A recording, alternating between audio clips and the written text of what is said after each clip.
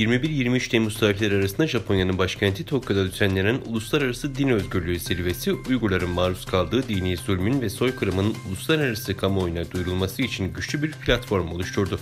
Zirveye eski ABD Dışişleri Bakanı Mike Pompeo, eski Uluslararası Dini Özgürlük Elçisi Bay Sam Brownback ve birçok Asya ülkesinin lideri katıldı. Toplantıda Mike Pompeo, ABD hükümetinin Uygur soykırımına ilişkin aldığı kararın geçirilme sürecine dair bilgiler verdi. Uygurlar adına toplantıya Dünya Uygur Kongresi Yürütme Kurulu Başkanı ve Uygur İnsan Direktörü Ömer Kanat ve Japon Uygur Derneği Yönetim Kurulu üyesi Savur Mehmet katıldı. Çin işgalindeki Doğu Türkistan'da Türk İslam kültürünün izlerini taşıyan binlerce senelik camiler Çin Komünist Partisi tarafından yıkılmaya devam ediyor. Kırım Haber Ajansı ekibinin takibi aldığı Çin sosyal medya ağlarında Doğu Türkistan'ın Urimçi şehrinde bir Uygur camisinin daha restorana dönüştürüldüğünü gösteren videoya ulaşıldı.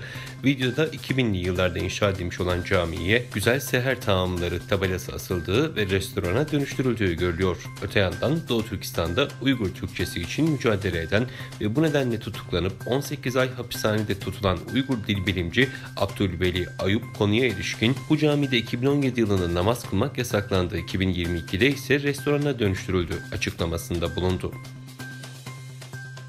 Türk ve Uygur tarihi alanında önemli çalışmalarda bulunan 73 yaşındaki Profesör Doktor Abdullahat Kaharov, Taşkent'teki evinde ölü olarak bulundu. Özbek bilim insanı Profesör Doktor Abdullahat Kaharov, Taşkent'in Almazar ilçesinde bulunan dairesinde öldürüldü. Özbekistan Başsavcılığı tarafından konuya ilişkin yapılan açıklamada 73 yaşındaki bilim insanının öldürüldüğü doğrulanırken soruşturmanın devam ettiği aktarıldı.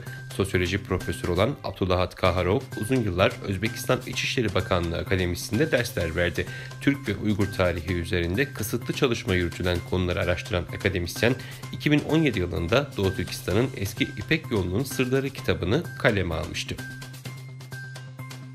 Batı Trakya Türklerinin unutulmaz lideri, ömrünü hak arayış mücadelesine adayan Dostluk Eşitlik Barış Partisi kurucu genel başkanı merhum Doktor Sadık Ahmet 24 Temmuz 2024 tarihinde kabri başında anıldı. Gümülcine'de Kahveci Mezarlığı'ndaki kabri başına düzenlenen anma törenine Türkiye Dışişleri Bakan Yardımcısı Mehmet Kemal Bozay, Türkiye'nin Atina Büyükelçisi Çağatay Erciyes, Türkiye'nin Gümülcine Başkonsolosu Aykut Ünal, Türkiye'den siyasi yetkililer, milletvekilleri, belediye başkanları, kaymakamlar, sivil toplum kuruluşlarının başkan ve yöneticileriyle çok sayıda kişi katıldı. Kırgızistan Devlet Demiryolları Kurumu Başkan Yardımcısı Abdes Anarbekov, Çin-Kırgızistan-Özbekistan Demiryolu İnşaat Projesi ile ilgili ortak şirketin kurulması için çalışmaların başladığını duyurdu. Çin, Kırgızistan ve Özbekistan Devlet Demiryolları kurumlarından oluşturulan çalışma grubu üyelerinin Bişkek'te bir araya geldiğini belirten Anarbekov, demiryolu inşaat projesini hayata geçirecek 3 ülkenin temsilcisinin katılımıyla ortak bir şirketin kurulması için çalışmalar başladı, dedi. Endonezya daha fazla yabancı yatırım elde edebilmek amacıyla sermaye sahiplerine ve yetenekli profesyonellere yönelik ülkede 5 veya 10 yıl kalmalarına imkan tanıyan Altın Vize programı başlattı.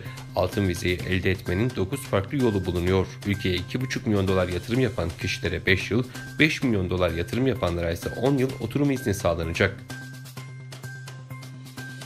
Japon otomobil üreticisi Honda Motor, Çin'deki bir fabrikasını kapatacağını ve başka bir fabrikada araç üretimini durduracağını açıkladı. Şirket sözcüsü Honda'nın Ekim ayında Çin devletine ait otomobil üreticisi Guangzhou Otomobil Grup'ta ortak girişimi aracılığıyla işletilen bir fabrikayı kapatacağını söyledi.